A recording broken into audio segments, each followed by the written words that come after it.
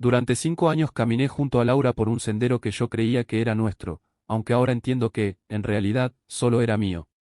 Pero en ese entonces, yo no veía grietas, no veía señales, únicamente veía el futuro brillante que imaginaba a su lado. Y como todo hombre enamorado, estaba dispuesto a dejar la piel para que ese futuro existiera. Nos conocimos en una cafetería universitaria. Yo no era estudiante, había dejado la universidad para trabajar después de que mi padre enfermó y los gastos se multiplicaron, pero pasaba por allí para entregar pedidos de la empresa donde era repartidor. Ella estaba en su segundo semestre de medicina, con un libro de anatomía más grande que sus brazos y un café frío al que no le prestaba atención. Tenía el cabello suelto, rizado, y su rostro reflejaba concentración y cansancio. Recuerdo haberme quedado mirándola unos segundos más de lo socialmente aceptable. Había algo en su mirada, determinación, ambición, fuego. ¿Todo bien?, me preguntó al notar que la observaba. Me puse nervioso. Balbuceé algo sobre su libro, y ella sonrió con esa mezcla de cansancio y encanto que solo los estudiantes de medicina pueden fabricar. A partir de ahí, cada vez que pasaba por la cafetería, buscaba su mesa. A veces ella estaba sola, a veces acompañada, pero siempre se hacía un segundo para saludarme. Al tercer mes, me armé de valor y la invité a tomar algo. Ella aceptó. Desde el principio, Laura dejó claro que su sueño era convertirse en cardióloga. No pediatra, no cirujana general, cardióloga. Lo decía con una seguridad tan sólida que parecía que ya lo era. Y yo, que nunca había tenido la oportunidad de soñar tan alto, me enamoré aún más de ella por eso. Los primeros meses fueron maravillosos. Ella estudiaba, yo trabajaba, y en medio de nuestras rutinas nos encontrábamos para cenar, caminar por el parque o simplemente reírnos en mi pequeño apartamento. Cuando ella hablaba de las células del corazón, yo hablaba de las personas que conocía repartiendo pedidos. Era un contraste extraño, pero funcionaba. Nos complementábamos. Pero todo cambió el día que Laura llegó a mi casa llorando. Habían aumentado las cuotas de la universidad. Su beca no alcanzaba para cubrir todos los gastos, su familia estaba pasando por problemas y ella temía tener que abandonar su carrera. Nunca voy a olvidar cómo se sentó en el borde de mi cama, abrazándose a sí misma como si tratara de sostener su propio mundo para que no colapsara. No quiero dejar de estudiar, dijo con la voz rota. Todavía me falta tanto. No puedo rendirme ahora.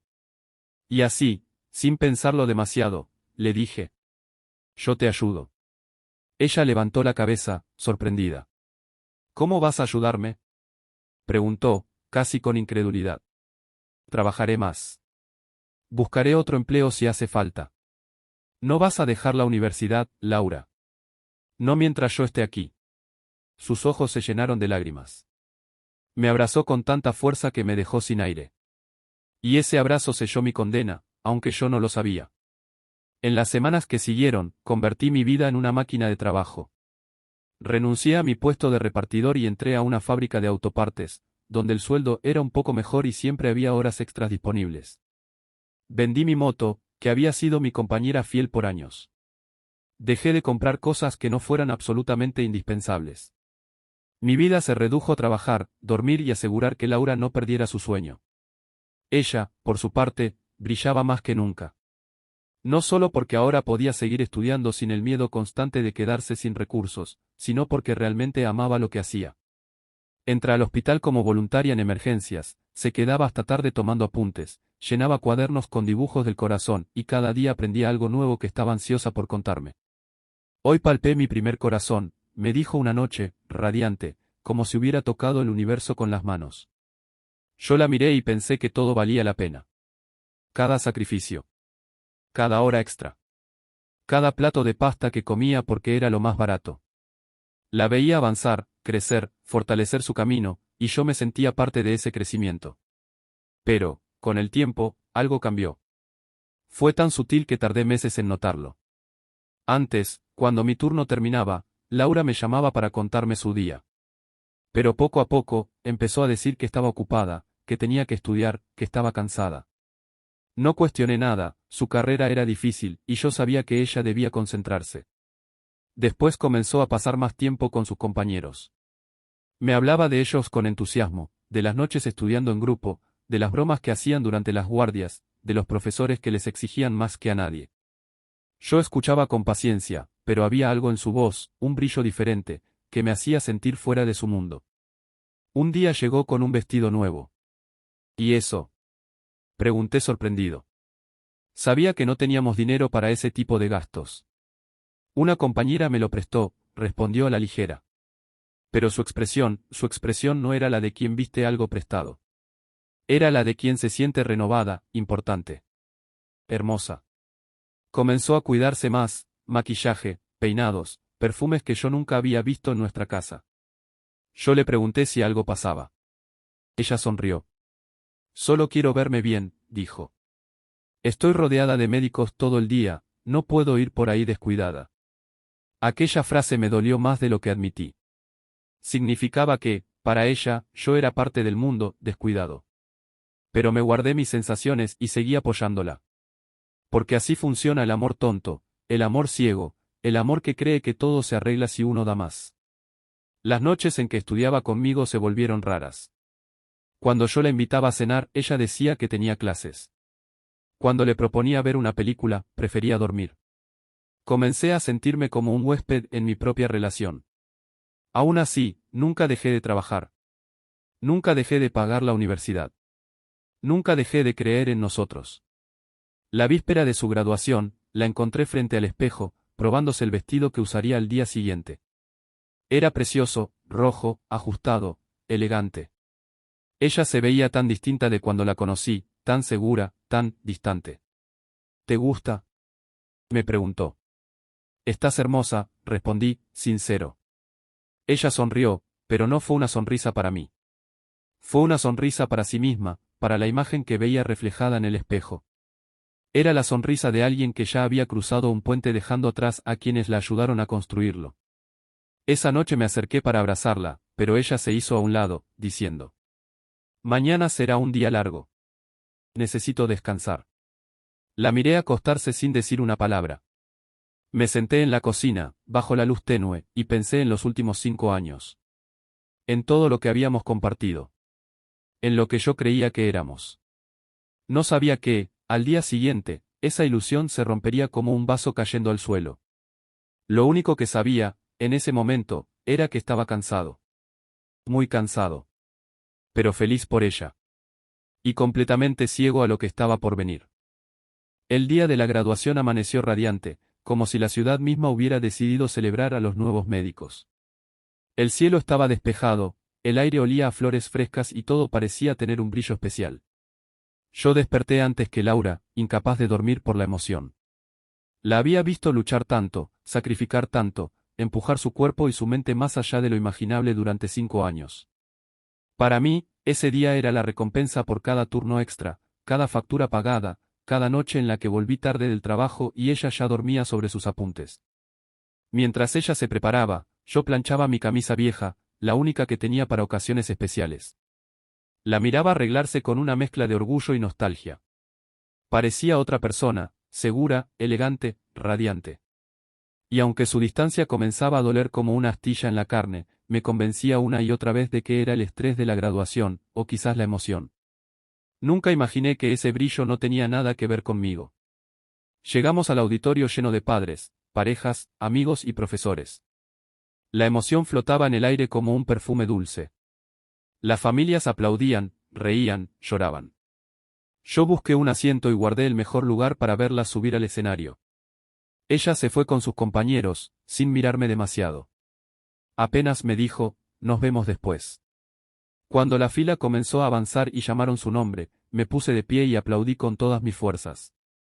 Sentí un nudo en la garganta al verla recibir su diploma. Tenía las manos temblorosas y una sonrisa que le iluminaba el rostro. Yo estaba tan feliz que no pude evitar que se me escaparan unas lágrimas. Lo logró, pensé. Lo logramos. Después de la ceremonia, mientras todos se abrazaban y tomaban fotos, Laura se acercó a mí. Sonrió para las fotografías, me abrazó para no quedar mal ante los demás. Yo lo sentí, su abrazo ya no tenía la calidez de antes, pero me dije que era mi imaginación. Vamos a cenar, me dijo. Reservé en un restaurante. Quiero celebrarlo bien. Me sorprendió, porque normalmente éramos muy cuidadosos con el dinero. Pero era su día, y yo no iba a negarle nada. Caminamos hasta el restaurante más elegante en el que jamás había puesto un pie. Un lugar con lámparas de cristal, música suave y mesas que olían a flores frescas y vinos costosos. Ella parecía encajar perfectamente allí. Yo, no tanto. Aún así, estaba feliz. Muy feliz. Durante la cena, le tomé fotos, brindé por ella, por su futuro, por su esfuerzo. Creí que ese era el inicio de una nueva etapa para nosotros, su vida profesional, nuestra vida juntos, más estable, más segura. Pero justo cuando yo levanté la copa por tercera vez, ella dejó la suya sobre la mesa. Su expresión cambió. Sus ojos se volvieron fríos, duros, como si hubiera tomado una decisión que llevaba tiempo fermentando dentro de ella. Tenemos que hablar, dijo. La frase más temida del mundo. Se me heló la espalda. Dejé la copa sobre la mesa, sintiendo un presentimiento oscuro abrirse dentro de mí. ¿Qué ocurre, Laura? Ella respiró hondo, sin emoción, como si estuviera a punto de dar un diagnóstico clínico. Me voy. Yo parpadeé, confundido. ¿Cómo que te vas? Me miró con una mezcla de lástima y distancia, como si yo fuera un paciente al que está a punto de decirle que el tratamiento no funcionó. No quiero seguir contigo, continuó. Ya no te amo. Y creo que nunca te amé como tú creías. Sus palabras fueron cuchillas directas al pecho. Quise responder, pero la voz no me salía. Ella no temblaba. No dudaba. Era como si lo hubiera ensayado 1000 veces. Pero yo apenas pude articular. Te agradezco lo que hiciste por mí, añadió, sin mirarme realmente a los ojos. Pero mi vida está cambiando. Y tú ya no encajas en lo que quiero. Ya no encajas. Frase más cruel no pudo elegir. Me quedé en silencio, tratando de procesar. 5 años de sacrificios. 5 años apostando por ella. 5 años creyendo que éramos un equipo. ¿Hay alguien más? Pregunté con un hilo de voz, sabiendo que la respuesta era inevitable. Ella no dijo nada. Apartó la mirada. Y ese silencio fue más devastador que cualquier confesión. Metió la mano en su bolso y sacó unos papeles doblados. Los puso frente a mí con la tranquilidad de quien entrega una receta médica. Esto es lo mejor, dijo. Para los dos. Miré los papeles. Solicitud de divorcio. Divorcio. Después de todo lo que hice. De todo lo que dimos. De todo lo que soñé. Sentí que el restaurante se encogía alrededor mío, que el aire se hacía escaso. Quise gritar, pedir explicaciones, rogarle que no destruyera todo. Pero algo dentro de mí, algo que yo mismo desconocía, se mantuvo firme. No lloré frente a ella. No porque no tuviera ganas, sino porque por primera vez entendí que Laura no era la mujer que yo creía. La cena terminó sin postre. Ella se levantó, se arregló el vestido, se despidió con un «espero que lo entiendas», y se fue. Sin mirar atrás. Sin preocuparse por si tenía cómo volver a casa. Sin preguntarse qué sería de mí. Mientras caminaba solo bajo las luces amarillas de la calle, una mezcla de incredulidad, rabia y tristeza me ahogaba. No podía entender cómo alguien podía usar así a otra persona. Me habían arrancado 5 años de vida, pero lo peor no era eso. Lo peor era que me arrancaron también la ilusión. Los días siguientes fueron un infierno. Volvía del trabajo y la casa estaba vacía. Su cepillo de dientes desapareció. Sus libros. Sus zapatos. Su aroma en las almohadas. Todo se había ido con ella. Como si nunca hubiera estado allí. Las noches eran las peores. Me acostaba y sentía que algo dentro de mí se rompía en silencio, como una grieta que se iba extendiendo sin remedio. A veces me despertaba sobresaltado, esperando escuchar su voz, y luego recordaba que ya no estaba. La rabia llegó después. Rabia hacia ella, hacia mí, hacia mi ingenuidad. Me preguntaba cómo no vi las señales. Como no entendí que lo que yo daba por amor, ella lo recibía como una inversión ajena a sus sentimientos.